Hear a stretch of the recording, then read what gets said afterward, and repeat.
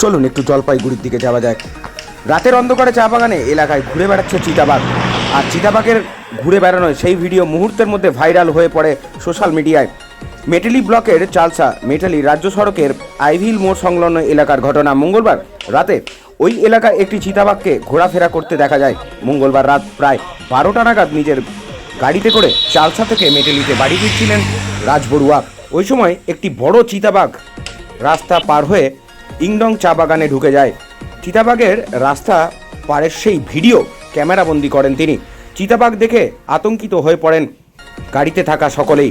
ওই এলাকাটি পাশেই রয়েছে ইংডং চা বাগান ও চাপড়ামারি জঙ্গল। উল্লেখ্য, সরাসরি দেখছেন চিতাবাঘের সেই ছবি। এর আগেও ওই এলাকায় চিতাবাঘ দেখার ঘটনা ঘটেছিল। এবার রাতের অন্ধকারে এলাকায় চিতাবাঘের ঘোরাফেরা করার ঘটনা অনেকটাই আতঙ্কিত হয়ে পড়েছেন পথ চলতি জনগণ। চালসা মেটেলি রাজ্য সড়কে রোজ কয়েক হাজার জনগণ গাড়িসহ যাতায়াত করেন। খুনিয়া স্কোয়াডের রেঞ্জার সজল কুমার দে বলেন, রাতের অন্ধকারে চা বাগান সংলগ্ন এলাকায় সড়কে যাতায়াত করার সময় সাবধানতা অবলম্বন করা উচিত।